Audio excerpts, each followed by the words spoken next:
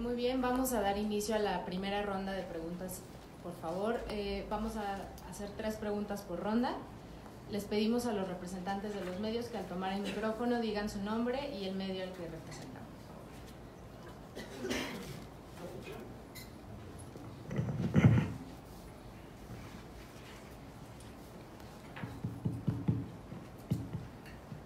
Hola, buenos días. Elizabeth Albarrán, del periódico El Economista. Solo tengo 3 preguntas. ¿Ustedes calificarían este paquete económico de asistencialista? Y si es así, ¿esto es bueno o malo ante el panorama económico que vive a nivel mundial todos los países? Si esto es bueno o malo. Y también quisiera preguntar si han tenido la oportunidad de revisar los ajustes en las universidades, en la UNAM, en la UAM, en el Instituto Politécnico, porque ayer se criticaba mucho este tipo de ajustes que se hicieron y el subsecretario explicaba que se hizo especialmente en la parte corriente.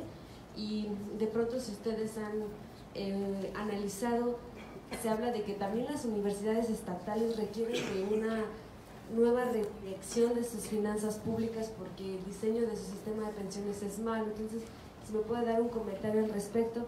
Y por último, si dentro del análisis que ustedes hicieron del paquete económico, observaron que, bueno, yo dije ahorita que no se logró el ahorro de 500,000 millones de pesos que se prometió en campaña. Entonces, ¿qué fue lo que más se ajustó? O si realmente vieron un ahorro en esta nueva estructura fiscal. Gracias.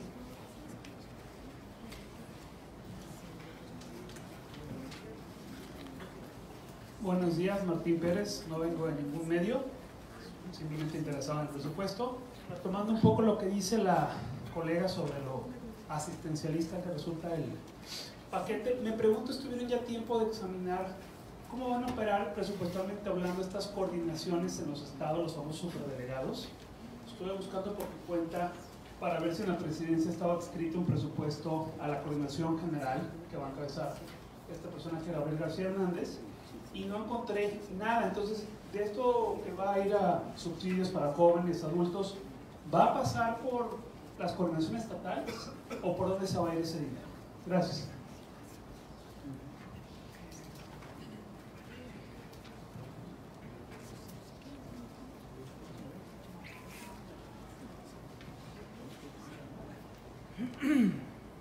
Gracias, Maribel Coronel, del Economista también.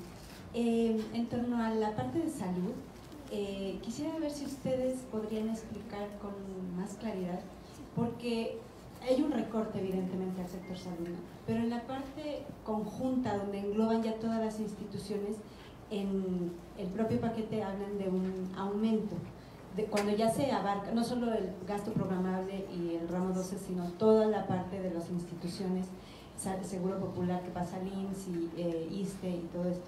Porque aparte el presidente habló el viernes de un aumento de presupuesto, bueno, más bien dijo una inversión adicional de 25,000 millones de pesos para el sureste, para la reforma de salud. Entonces, si ustedes tendrían un poquito un panorama más claro en torno a lo que están queriendo hacer con el sistema de salud, a pesar de que evidentemente hay un recorte al gasto per cápita, ya lo dijeron, pero en conjunto con todas las instituciones. Gracias.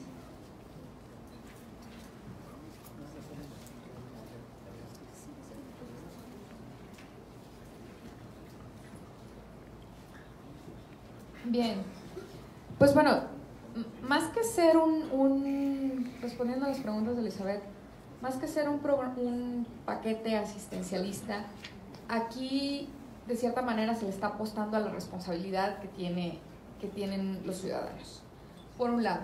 Y por otro, es que este paquete sí se enfoca en 2 sectores o 2 poblaciones relevantes: adultos mayores y los jóvenes, dejando a la población que está en medio como, pues de algún lado habría que sacar los recursos, y entonces tal vez esa población quedará para otros paquetes económicos, o al menos eso esperamos.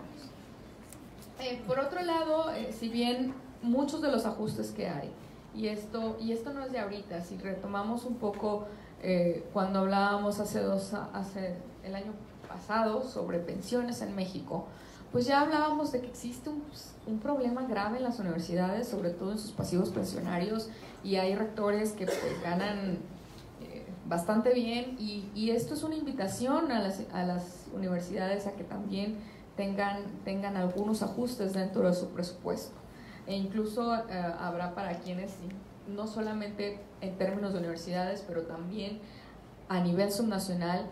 Esta también es una invitación al fortalecimiento de los ingresos propios, que creo que por ahí es donde va la apuesta de este paquete económico.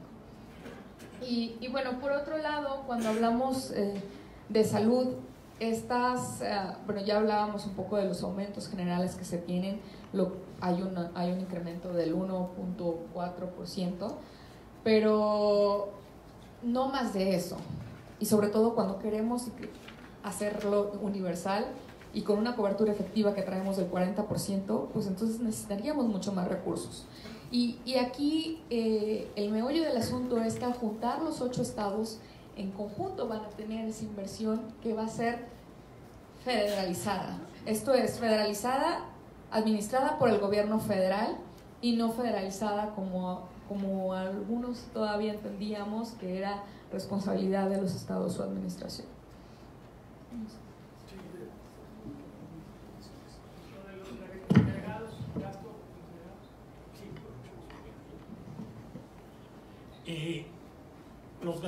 Los gastos en delegados y todo eso es una muy buena pregunta. Nosotros entendemos que el coordinador de delegados va a estar en la oficina de la presidencia. Entonces, en principio, el gasto tendría que estar ahí. Todavía la estructura, a reserva de que nos den oportunidad de revisar los analíticos y la detalle, pero lo que encontramos no venía en la nueva estructura. Entonces, no, todavía no está presente la nueva estructura.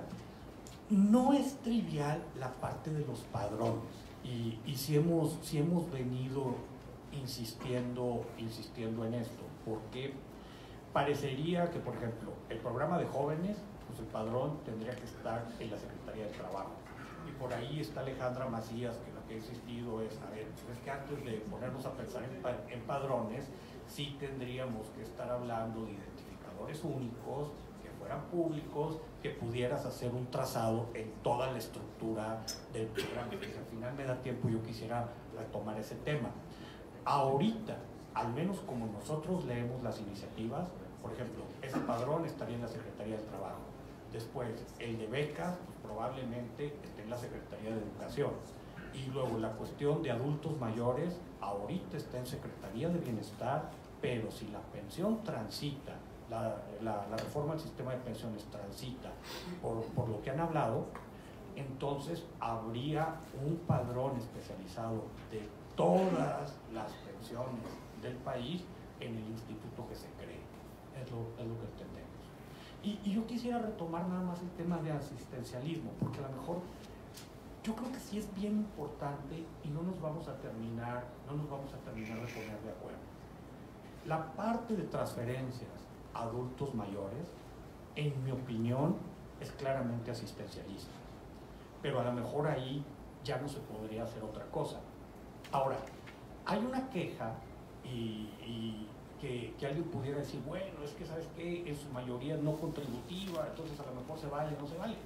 Pero, como mencionaba algo Zuni hace un rato, en la parte de pensiones, al menos en lo que tiene que ver con beneficio definido, que es ahorita la tajada de León, la gran mayoría de las pensiones en el país son injustas desde el punto de vista financiero. Lo que les estás dando de pago no corresponde a las contribuciones que se hicieron. Discusión aparte son las pensiones de Pemex, de CFE, todo que eran una prestación laboral que ni contribuciones implicaban. Entonces, pues a lo mejor ahí esa parte asistencialista se pudiera justificar. La parte de jóvenes va a ser mucho más polémica. Yo creo que lo que está diciendo el nuevo gobierno es, esto no es asistencialismo, es formación de capital humano, porque a lo mejor sin esa beca ese joven no iría a la universidad. Entonces, en lugar de que te lo administre la universidad, le estamos dando la transferencia directa a la persona. Y bueno, Habrá que ver, llama la atención, hay pocas evaluaciones ex ante, hay poco diseño presentado, entonces bueno, tendremos que ir viendo cómo funcionan estos programas y a final de cuentas pues, ir evaluándolos para ver los efectos, pero ahí yo creo que es más gris si es asistencialista o no lo es. Y yo solo quisiera retomar una cuestión del sistema de salud, y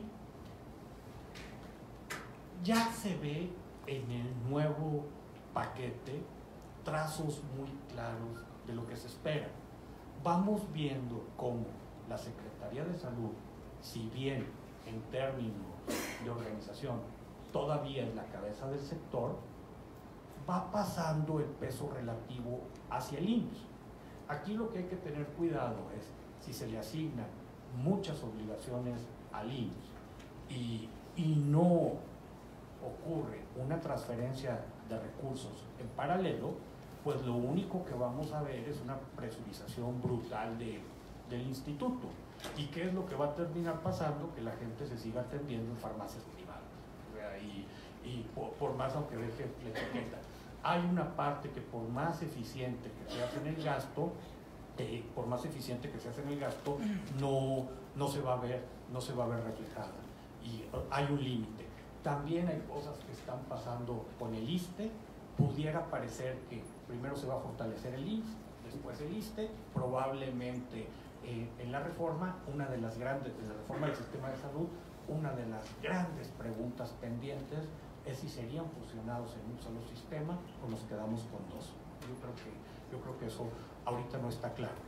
También, muy rápido, decía, bueno, es que una pregunta que no habíamos respondido, ¿cuánto fue el ahorro por corrupción?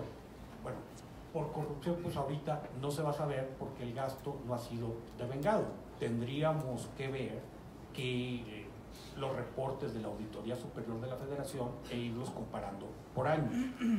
Pero sí hubo un ahorro por disminución de gastos administrativos, una parte de sueldos, una recomposición de lo que eran las oficialías mayores, etcétera.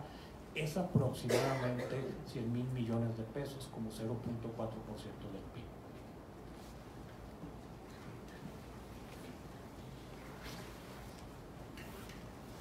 Hola, Carmen Luna del portal El CEO. Sobre la reforma que decías que ya se ve que podría haber, ¿tú qué ves que pueda incluir esta reforma cuando AMLO ha dicho que pues no van a cobrar más impuestos y que van a creer en la buena fe de los contribuyentes?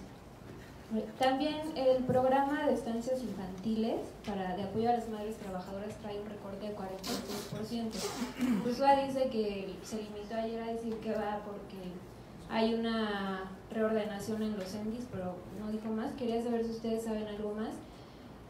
Otra es del artículo 8º transitorio, ¿qué riesgos hay si desaparece? Y la última es, en el dictamen de la ley de ingresos que ya pasó en la comisión, que ya se aprobó, trae algo de que no van a cobrar dividendos a Pemex y CFE. ¿Qué implicaciones puede traer esto para las finanzas públicas? Hola, buenos días. Belén Rodríguez del periódico Reforma. Me gustaría saber, mencionaban que los gastos ineludibles pues están presionando más que en otros presupuestos el proyecto que se presentó el sábado. Me gustaría saber si tienen el dato del porcentaje de estos gastos obligatorios para poder compararlo con qué tanto está presionando más. Y por ahí mencionaban que no refleja el giro al impulso de la inversión en infraestructura, que es algo que incluso ayer el secretario hizo mucho énfasis en que sí se está impulsando esta inversión en infraestructura. Me gustaría que nos dieran un poco más de detalles sobre este punto. Y en cuanto a los recortes generalizados que se han visto en todas las dependencias, se ha mencionado que esto ha sido por gasto operativo. Si ustedes ya lo revisaron, no sé si tienen ya identificado que efectivamente estas reducciones sean por gasto corriente y no que se esté afectando a lo mejor algunos programas clave. Gracias.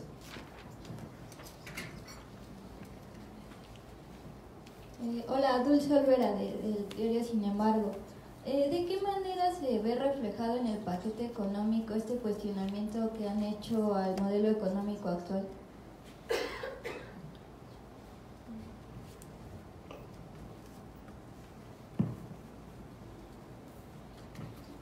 Hola, Diego de la Mora de Cuestione. Mi pregunta es, ¿qué tan inercial es este presupuesto? Y si tienen una estimación, algún número de cuánto es la parte de PGnomics.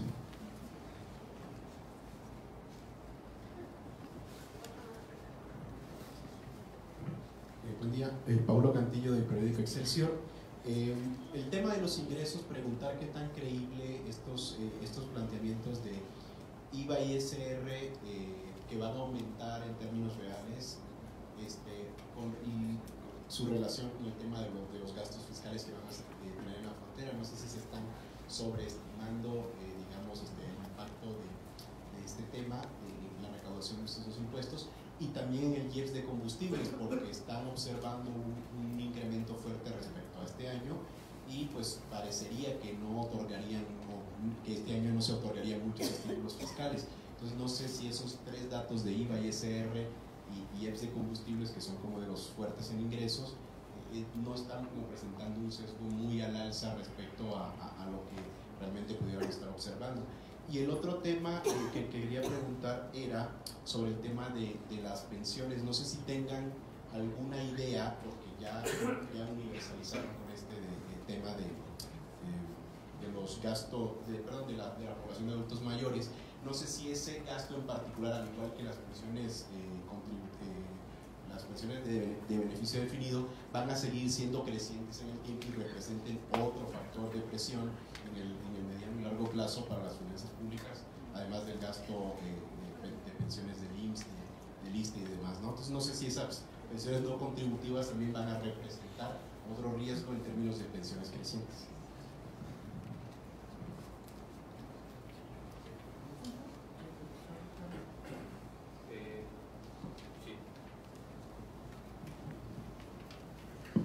Ok, voy a empezar con lo del IVA, ISR y IEPS petrolero. Lo que menciona el paquete económico son unos gastos fiscales parecieran un poco inferiores a los esperados. Nosotros tenemos nuestro propio análisis y tenemos una cifra de alrededor de 100 mil millones de pesos de gasto fiscal. Ellos están manejando una cifra entre 20,000 de IVA y 23,000 de ISR. Está un poco por debajo. Sin embargo, hay que tener en cuenta que todavía no tenemos los específicos de cómo van a dar estos beneficios de IVA y ISR en las fronteras. Como mencionamos al inicio, no hay una miscelánea fiscal.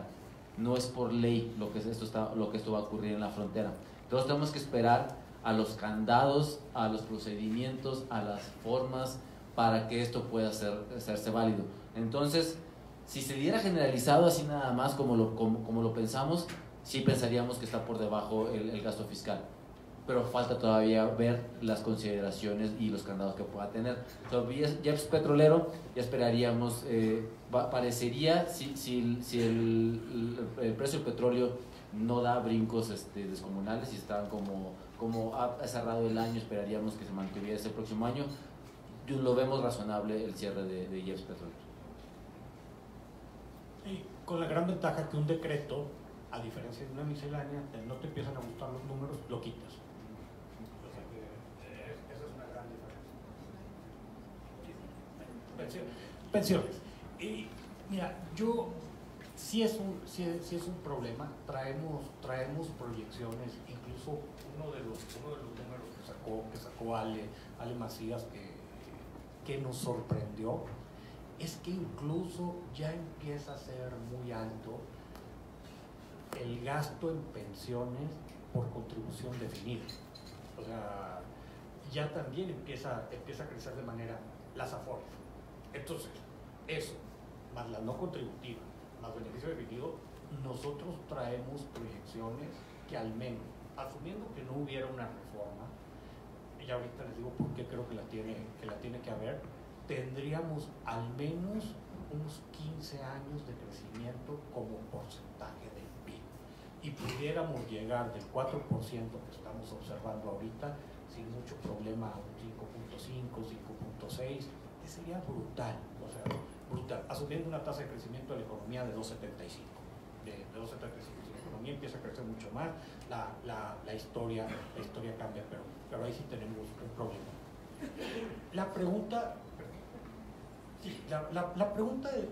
de Diego, ¿cuánto pesó PGenomics en este programa?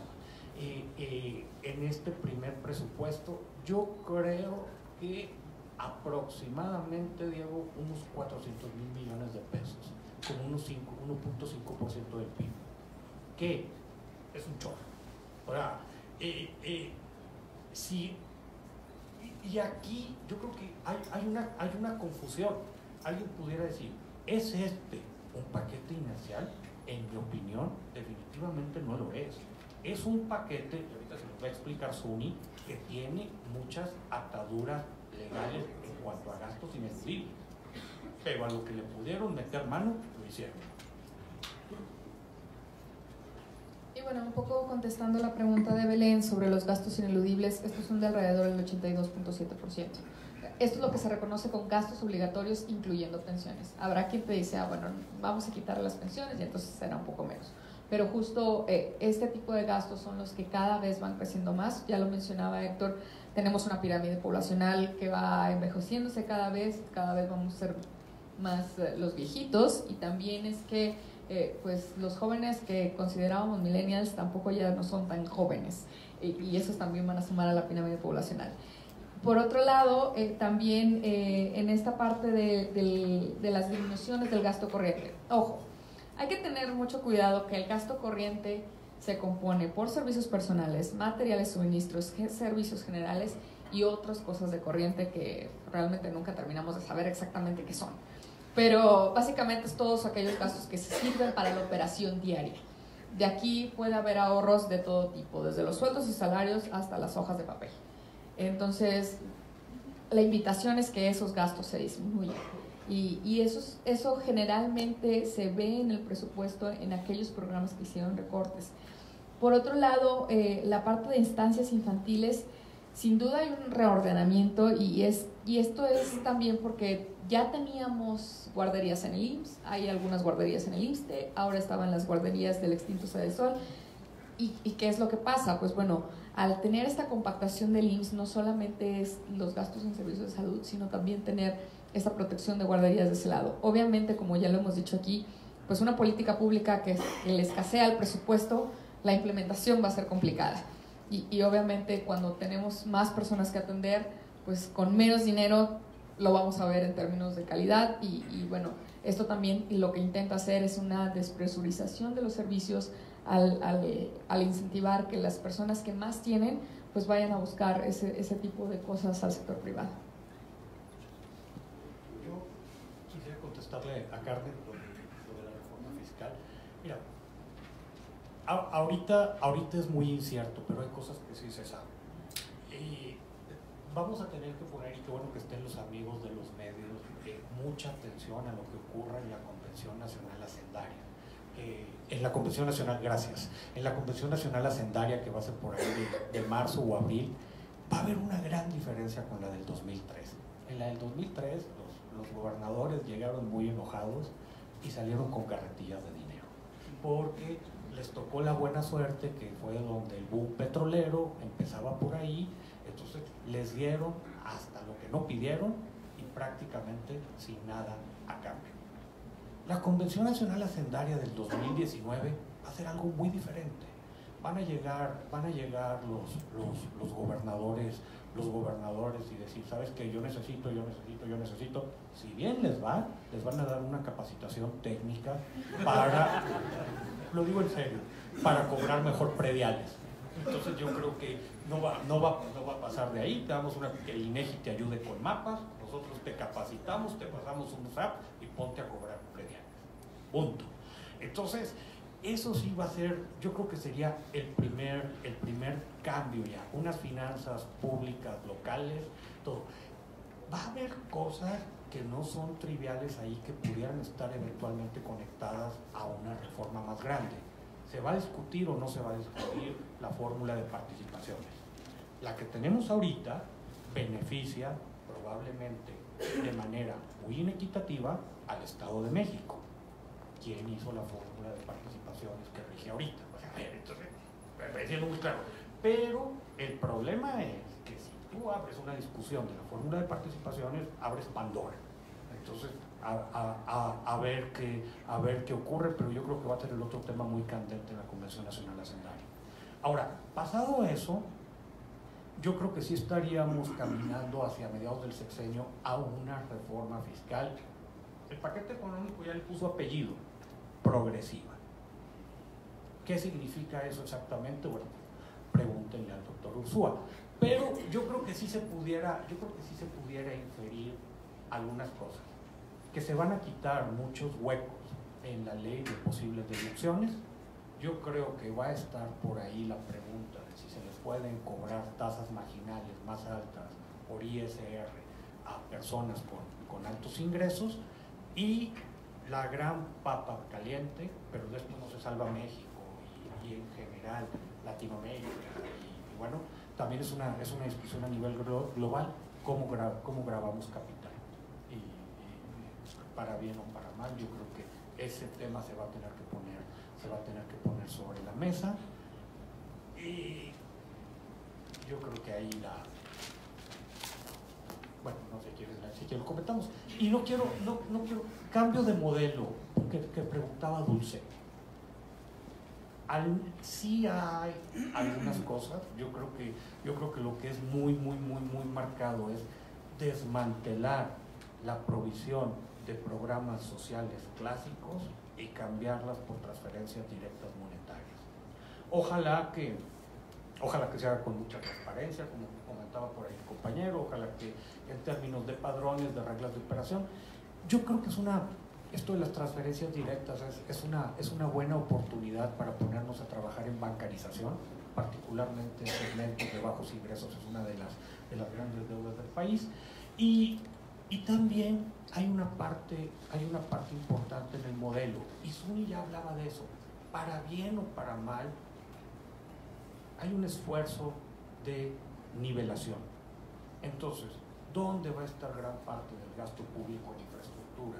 ¿Dónde va a estar la mayor parte de las transferencias, del poco dinero que le queda al gobierno federal? En el sur-sureste. Y yo creo que eso también es una diferencia de modelo importante, para bien o para mal. Y, perdón, para contestar rápidamente lo de Carmen, del octavo transitorio, que qué pasaría. Bueno, el que no esté en ley no significa que no se vaya a hacer, lo único que significa que ya no están obligados. Entonces, hay que esperar o hay que preguntar para ver qué es el plan que tendría la Secretaría de Hacienda en estos temas. Lo que nosotros pediríamos como sociedad civil es mantener la información, que se siga siendo pública, que se siga siendo disponible, que se siga reportando, porque con esa información muy útil para las finanzas públicas, ¿no? Entonces no significa que no se vaya a hacer, habrá que esperar a ver que si no están obligados, si como quiera lo harían.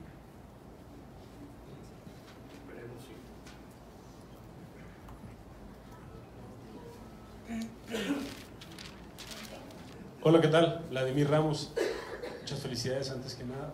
Dos cuestiones rápidamente. El primero es, ayer Javier Corral decía, modificamos la ley de coordinación fiscal o los descoordinamos, ¿no? Invitaba ahí a Enrique Alfaro pues a hacer un frente.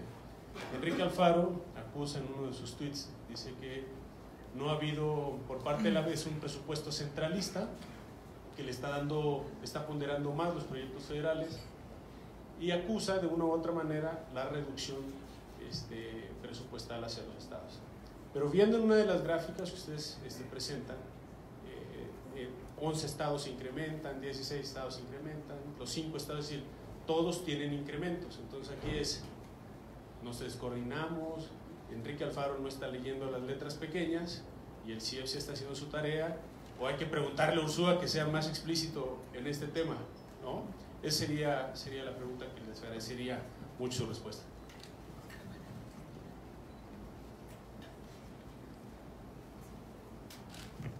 Hola. La pregunta es, mencionaba, Verónica García de León de Expansión. Mencionaba Ricardo que el panorama macroeconómico que planteaba los criterios el gobierno era conservador. ¿Cuál es el riesgo que plantea un escenario así para cumplir o no o sea, para hacer que este paquete sea realista y no esperar, como siempre ha sucedido, que se incremente al final los números, ¿no? Y me refiero concretamente al costo financiero de la deuda, en donde vemos que la tasa de interés que piensan que tendrá el próximo año se va a mantener en 8, bueno, que sería un aumento solo de 30 puntos base, y pensando en que la Fed siguiera subiendo la tasa de interés, quizá es poco creíble. Y bueno, ya con el contexto que nos da de cómo está atando este tipo de costos al gasto, ¿cómo podría cambiar el escenario que se está planteando hacia finales del 2019? Y un poco más como para mi cultura personal, ¿cómo podemos explicar el 2% de crecimiento con base en este presupuesto, en este paquete económico? Buenos días, Susana González de La Jornada. Preguntarles, bueno, son precisiones nada más. Mencionaban cuánto va a representar los ahorros en salarios, pero en gasto corriente en general, ¿qué ahorro están detectando? Y del otro lado, de los gastos ineludibles, si nos pudieran precisar cuánto va a crecer el pago a deuda y a pensiones, por favor.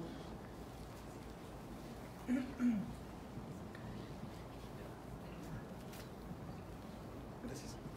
Buenos días, Tomás de la Rosa del periódico Eje Central. A mí me preocupa esto de las transferencias directas, porque se presta más a opacidad. Ya lo vimos en el sismo del pasado, que se triplicaron las tarjetas y creo que recursos no llegaron a la gente. Me llama mucho la atención que varias corredurías ven perfecto la propuesta, pero aquí me gustaría que me comentaran ustedes, y la duda que están diciendo es que lo cumplan. Aquí sería ver en qué momento o qué variables ver la sociedad, los analistas, los periodistas, ustedes, los especialistas, que no se está cumpliendo, porque quizás sea un mundo de papel nada más, y una, como decía la compañera de cultura general, en promedio, ¿cuánto cobran el predial en los estados? En promedio. Gracias.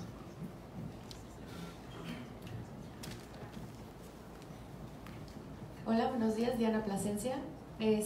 Justo muy puntual, por estas transferencias directas, ¿se cree que pueda ir también ante el aumento del salario mínimo que se dio el día de ayer? ¿Creen que haya un impacto en la inflación el próximo año más allá del esperado?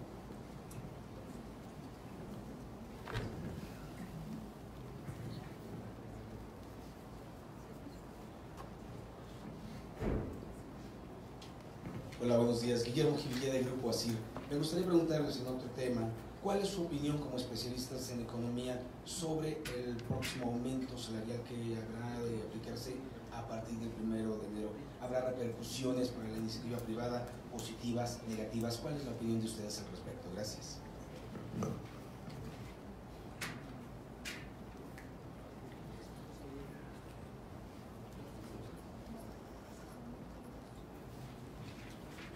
Ok, voy a contestar a Verónica sus preguntas del marco macroeconómico conservador. Mira, yo creo que para planeación lo conservador es lo que más se necesita.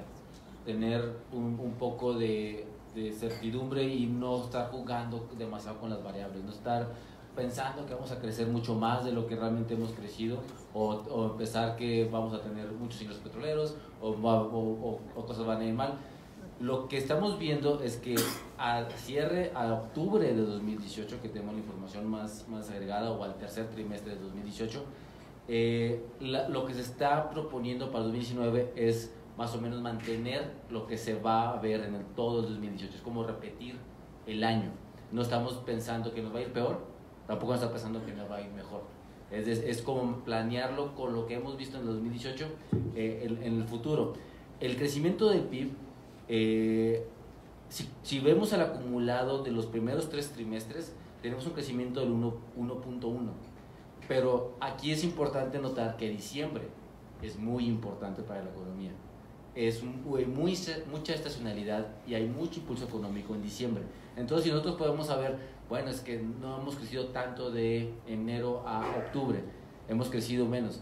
Sí, pero el problema o la situación es que en los últimos meses del año siempre hay mucha actividad económica. Hay mucha afluencia. Entonces, lo que sucede con la tasa de interés y con lo que esto representa el costo de deuda siempre ha sido un problema y siempre es hay que ponerle el ojo a estos indicadores porque, como bien dices, puede cambiar no solamente por el tipo de cambio, no solamente por la tasa de interés, sino por el tipo de cambio también. Eso y la inflación interna. Entonces tiene que ver con muchas variables que sí pueden alterar. Por eso se llama gasto no programable. No podemos realmente determinar a ciencia cierta cuánto es lo que se va a gastar. Tenemos estimaciones y eso es lo que realmente puede atar más el espacio fiscal, porque como no lo podemos controlar, no lo podemos programar, se puede salir de las manos. Entonces, lo que está haciendo el paquete económico es, vamos a mantener lo que hemos observado en el 2018, vamos a suponer que eso se va a mantener en el 2019 y no se quedan ahí, se van todavía, que se mantiene casi todo igual todo el sexenio, se mantiene un escenario que no sube ni baja, simplemente es si todo se mantuviese constante, ¿qué pasaría? No están pronosticando, sino están proyectando conforme a lo observado en los últimos años. ¿Sí?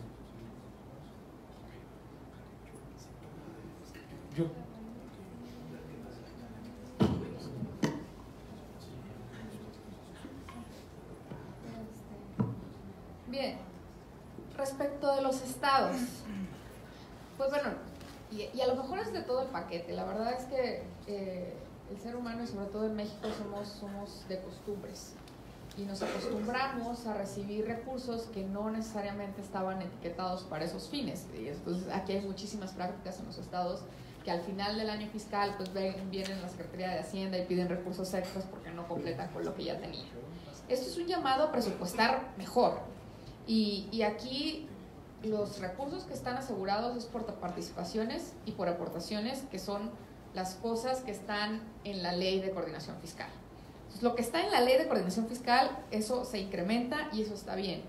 ¿Por qué estamos discutiendo si tenemos pacto fiscal o no? Obviamente porque hay un descontento entre los estados que más aportan y a fin de cuentas lo que terminan recibiendo pues no necesariamente es proporcional, y sobre todo en esta política pública en donde la prioridad es el sur-sureste mexicano y por lo tanto además de que se desaparecen algunos recursos del ramo 23, pues la probabilidad de que puedas regresar al final de año a pedir más recursos para ciertos proyectos pues ya no necesariamente va a suceder, y eso es por lo que estamos peleando o se están peleando algunos gobernadores. Eso es por la parte de la política en las entidades federativas. Y por otro lado, cuando hablamos de los ineludibles, pues aquí vamos a ver toda la parte de lo que está en la ley, incluyendo el gasto federalizado, pero pago de pensiones y deudas son cosas muy importantes. El pago de pensiones, considerando el incremento de las pensiones no contributivas, representa un incremento del 18.1%, y el costo financiero tiene un incremento del 11%. Entonces, ¿qué va a pasar si se sigue incrementando el costo financiero? Eso se tiene que pagar. Entonces, va a terminar desplazando algunas otras cosas que no se consideran prioridad, o bien, que también puede suceder, aquellos que no tengan capacidad de ejercer los recursos que se les asignan.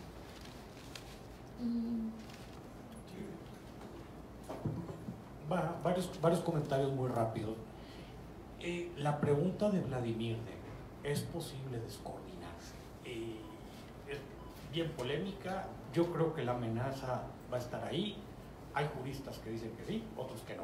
Y administrativamente sería un relajo enorme. Ahora, alguna vez hicimos los cálculos de, al descoordinarse, y digo, con supuestos que nos parecieron razonables, cuántos estados ganarían. Y solo son como 4. Solo son como 4 y todo. Pero de nuevo, el problema es que te metes a preguntas que no son, digo, son 4 con los grandes perdedores en teoría de la coordinación serían en Ciudad de México y Nuevo León. Pero, de nuevo, hay muchos supuestos que no son tan claros, porque, por ejemplo, el impuesto sobre la renta se paga donde está la matriz, no necesariamente donde hay la actividad. Entonces, ¿cómo haces? Bueno, algo similar pasa con el IVA, que vas acumulando IVA en diferentes partes del país y finalmente se paga en un lado. Entonces, sí tendríamos que tener mucho cuidado con los números. Y va a estar la amenaza ahí. Parte de lo que pasó y donde yo creo que son 2 las grandes discusiones, y no es ramo 28 y no es ramo 33. Lo que trae muy molestos a los gobernadores es una parte de ramo 23 que hay que decirlo, y me quiero meter muy rápido porque tiene que ver con lo que le preguntaban a Ricardo, lo que preguntaron los compañeros del marco macro. Una diferencia importante en este paquete es que se estimaron ingresos mucho más realistas. Llevábamos muchos años donde la costumbre era subestimar ingresos, se alegaba que por prudencia, pero después lo que pasaba es que estos ingresos extraordinarios caían en bolsas que eran muy discrecionales, entre ellas la parte del ramo 23 que era fortalecimiento de entidades federativas, que en los últimos años tuvo como 40,000 millones de pesos. Y este año solo trae 5,000 millones de pesos. Como se están pronosticando ingresos más realistas, incluso si no le llegara a salir el pronóstico al gobierno, se tendrían que ir a los fideicomisos, a los fondos de estabilización. Pero vamos a suponer que sí le saliera. No va a haber recursos extraordinarios. Y hay como 7 u 8 estados que sin estos convenios que hacía la Secretaría de Hacienda hasta hace muy poco, no van a brincar el año. Esa es una de las grandes tensiones.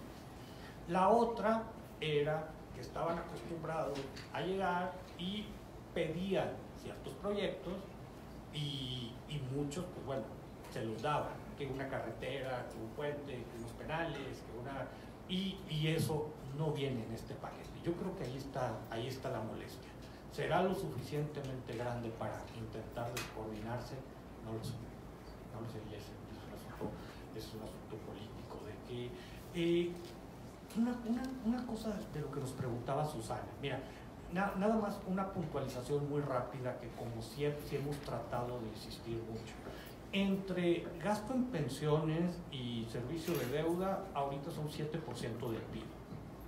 Hay que recordar que la recaudación tributaria anda por ahí de 13.2, 13.3 la federal, o sea, te comes más de la mitad. Si le pones las cuotas a la seguridad social que se deben incluir como medida de presión fiscal, pues bueno, te quedan 15, son entonces 7 de 15, pues sigue siendo una parte bien alta. Yo no sé si el servicio de deuda se va a estabilizar, nos queda claro que pensiones no. Pero lo que muchas veces se nos olvida es lo que está pasando en términos de redistribución intergeneracional es brutal. O sea, hay claros ganadores y claros perdedores. Y cuando nos ponen un micrófono, lo decimos. En términos fiscales, los millennials son los grandes perdedores de este país. Entonces, pues van a durar mucho tiempo enojados. Y eso tiene consecuencia de cómo votan y en términos de estabilidad, y es un problema al que hay que ponerle atención. Y claramente, sobre precios, que nos preguntaba Diana y el compañero y toda inflación, nosotros no hemos modelado inflación, sí hemos estado platicando con gente, obviamente con especialistas en el tema. Cuando haces un aumento de este tipo, es imposible que no tenga efecto en términos de precios y de inflación, pero se espera que sea muy chiquito.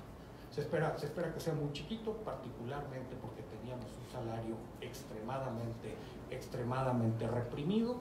Hay que ver qué parte es real y no subreporte, habrá que verlo. Sí va a haber por ahí un efecto de inflación, un colega lo está trabajando, pero se espera que sea relativamente pequeño.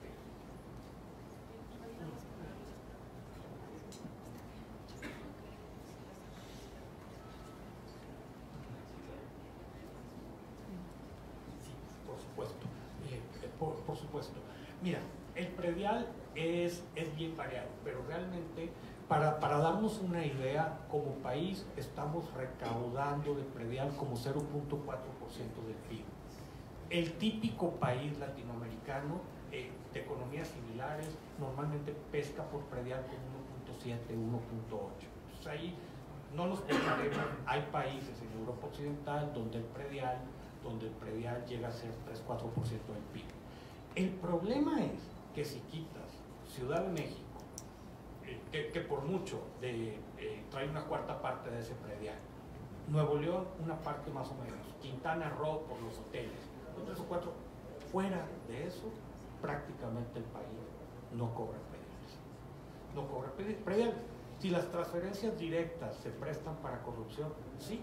Por eso yo creo que hay que poner mucha atención en padrones transparentes y reglas muy claritas de quién tiene derecho a una transferencia. Si no puede, o sea, hay riesgo de que un programa como el de Joven termines haciendo cuadrillas de militantes de tal o cual partido. ¿Sí? Y el momento, perdón, con el octavo transitorio y lo que dicen los analistas, que todos quedaron así como que sí está bien, pero la duda es, ¿se cumplirá? ¿En qué momento podrían surgir esas primeras señales de que es un mundo de papel y la realidad es otra? Mira, nosotros lo que pensamos hacer como centro es a partir de enero vamos a hacer un monitoreo muy estricto de ingresos. Entonces, ahí hay modelos estadísticos que te dejan ir haciendo proyecciones, lo vamos a hacer. Y creo que nos vamos a dar relativamente pronto cuenta de si la recaudación nos está dando. Y esperemos que, no sea el caso, no se ven señales ahorita que digas, es que se va a descarrilar la economía o se va a acabar recaudación, todo, no pareciera. Pasamos por favor a la última ronda. ¿Qué tal? Eduardo García de Infocel y Sentido Común. Héctor, ¿por qué dices que los millennials son los que menos se benefician cuando hay todas estas becas para jóvenes que quieren ser aprendices y las becas para estudiar? Y para Sonia, mencionas que los beneficiados son los adultos mayores y los jóvenes y que los del medio salimos atorados. Pero ¿no le viene bien a una familia que el abuelo, el padre ya retirado recibe una pensión o que el hijo tenga una beca? ¿No hay allí una derrama para el contribuyente medio que le beneficie todos estos programas? Y por último, para mí una lesión de Andrés Manuel que no dejo de entender es la cancelación del aeropuerto. ¿Han estimado el costo sobre el pago de la deuda que implicó el alza de tasas de interés y de lo caro que le ha salido a este gobierno esa decisión? Gracias.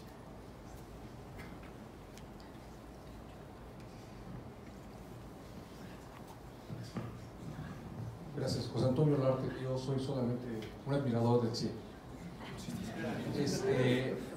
Hace un rato la Comisión de Hacienda y Crédito Público aprobó a través del dictamen que prácticamente el gobierno puede administrar, puede meterle mano sin ningún problema a los fondos, a los fideicomisos.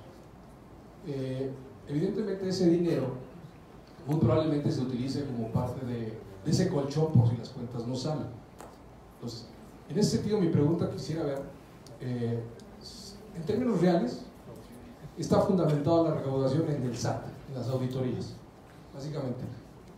¿Cuánto tienen ustedes estimados que vamos a tener realmente de presencia agresiva del SAT a través de la simulación y de la evasión fiscal? Sobre todo ahora que se está poniendo de moda, o se va a poner de moda, con la entrada de Santiago Nieto, a los contribuyentes se les exhorta, la ley de ingresos de la Federación se les exhorta a que cumplan voluntariamente con la ley antilavado. Eso de voluntariamente significa decir, voy por ustedes. ¿Cuánto representaría en términos generales el monto de los fondos, de los fideicomisos y esta recaudación agresiva que va a venir por parte de Hacienda en la parte fiscal de evolución, simulación y ilusión, y cuánto representaría, porque estoy seguro que nadie hemos cumplido con la ley de antilavado, cuánto estimaría?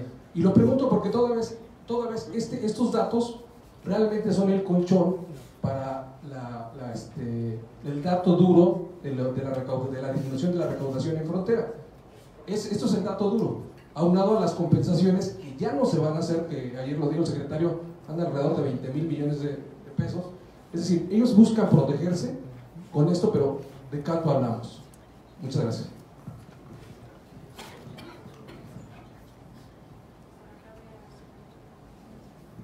Hola, ¿qué tal? Eduardo Cosco. Bueno, es para el saldo histórico de los requerimientos financieros del sector público. Y me preguntaba si existe un riesgo, por ejemplo, del endeudamiento del gobierno federal, que, por ejemplo, recompra bonos, digamos que los bonos de desarrollo a tasa fija y los UDI-bonos o bondes representan aproximadamente como el 19% del endeudamiento del gobierno federal. Y quisiera saber si existe un riesgo por parte de, o sea, que son crecientes adeudos, ¿no? O sea, para empezar, ¿qué son esos bonos? Y para acabar, existe un riesgo, me parece que es imposible que se reduzca la deuda, ¿no?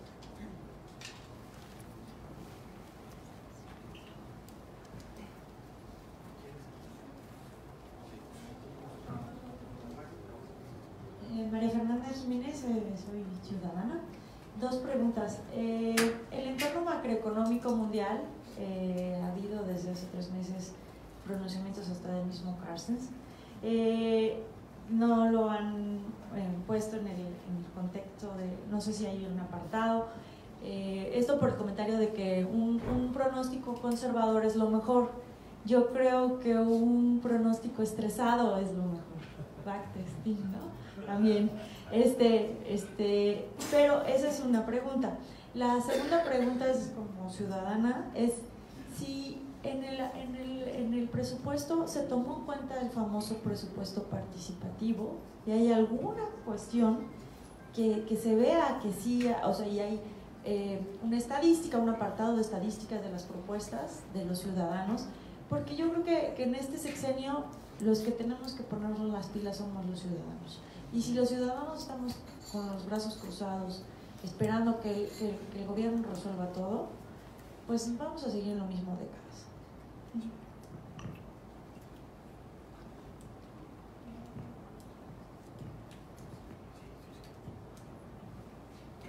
Luis Adrián Quiroz de Bellinks y la red de acceso. ¿Algún día veremos reflejado en los impuestos especiales realmente enfocados en salud implementados en esta? Digo, porque ahora al revisar detalladamente el proyecto de egresos de la Federación hay una disminución a todo lo que fue Seguro Popular, digo, Seguro Médico Siglo XXI, Equidad de Género, VIH, y normalmente eran programas que nunca se disminuían. Y sobre todo con el anuncio que hace Andrés Manuel el viernes pasado de incrementar a IMSS Beneficia todo el sureste, literalmente pasarlo al IMSS para garantizar una mejor atención, y que sabemos que el IMSS Bienestar tiene menos del 30% del régimen obligatorio. ¿Cuál sería el enfoque desde su punto de vista que se tendría que garantizar el derecho a la salud? Y si alguna vez vamos a ver reflejados en este proceso los impuestos especiales que fueron diseñados para paliar muchos de los males de salud que hoy en día tenemos, y que literalmente desde los pacientes no lo vemos reflejados en el día a día.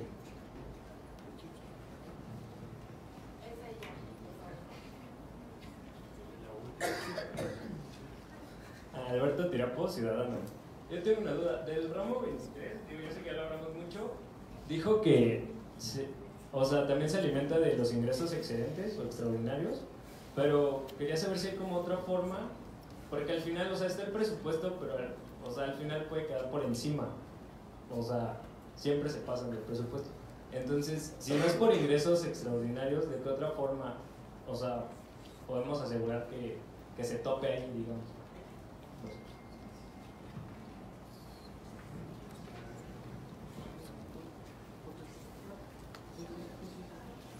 Sí, me voy en orden. Mira, definitivamente este año sería muy raro con las proyecciones que puso el gobierno que tuviéramos ingresos extraordinarios. Pero tu punto es muy bueno. Se ha argumentado que lo que tendríamos que hacer es, si se va a seguir alimentando el ramo 23 como antes, póngale reglas de operación. Esa era la bronca, que a diferencia del ramo 28, del ramo 33, participaciones, aportaciones, el ramo 23 no tenía reglas.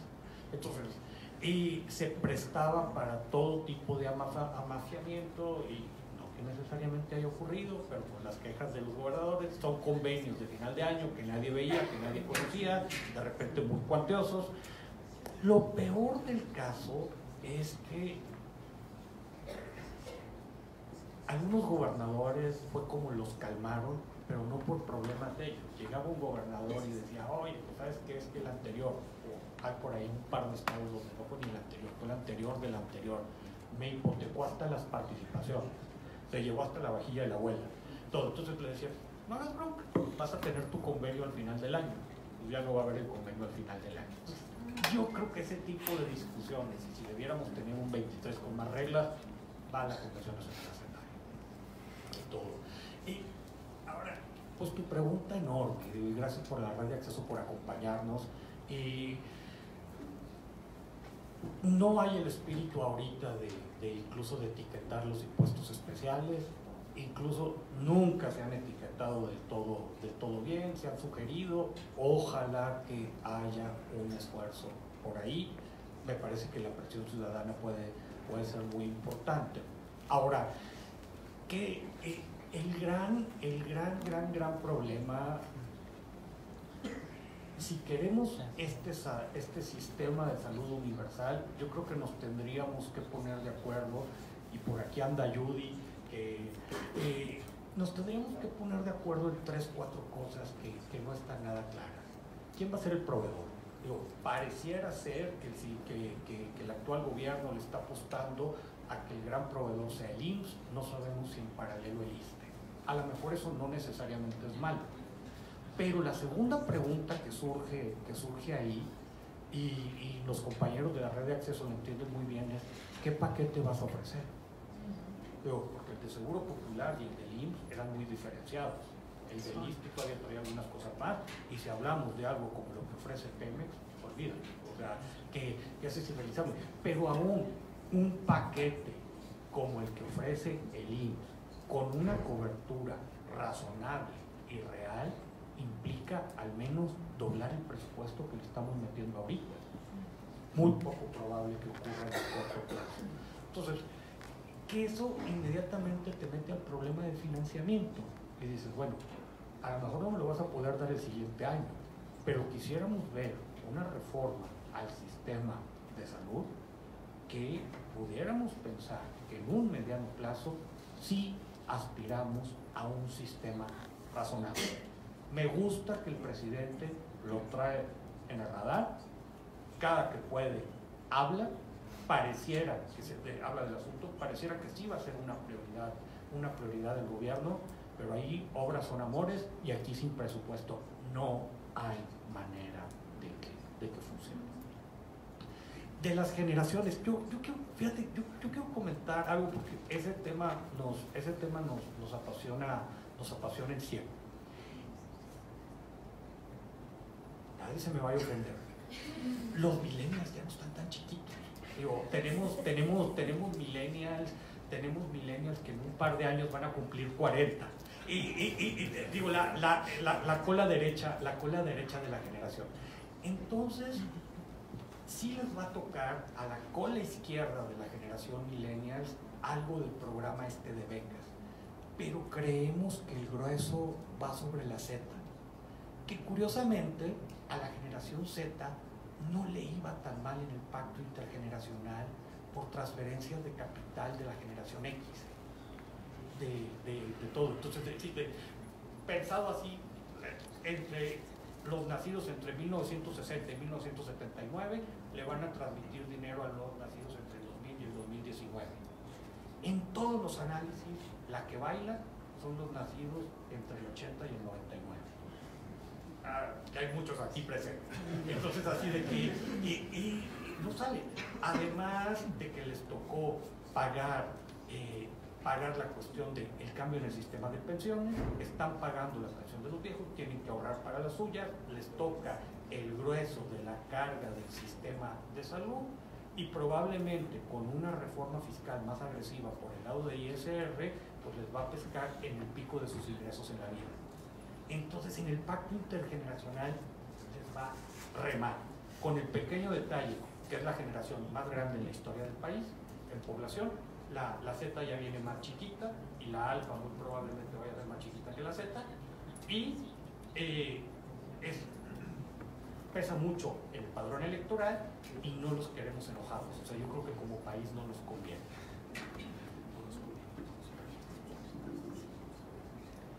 Yo le añadiría a la injusticia social la baja inversión.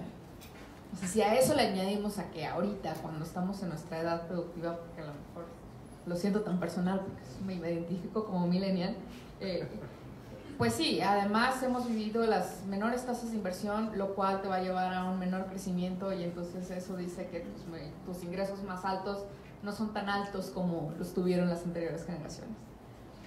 Por otro lado, quería contestar la pregunta sobre fideicomisos. Actualmente en fideicomisos tenemos 800,000 millones de pesos, ahí hay un dinero considerable. Obviamente ha habido toda una discusión alrededor si el manejo de fideicomisos es opaco o no. Creo que hay fideicomisos de todo tipo.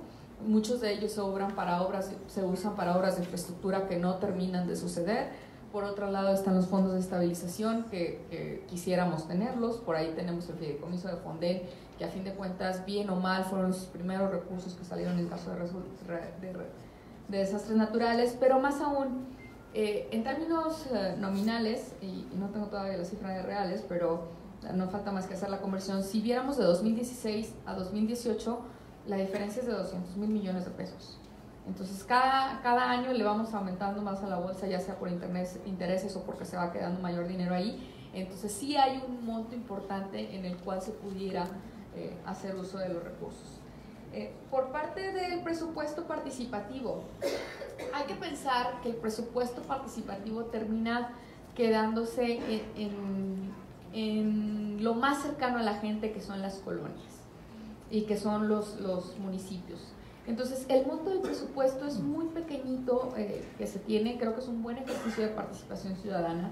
Sin embargo, esto va a atender a las demandas más inmediatas que se tienen en la colonia.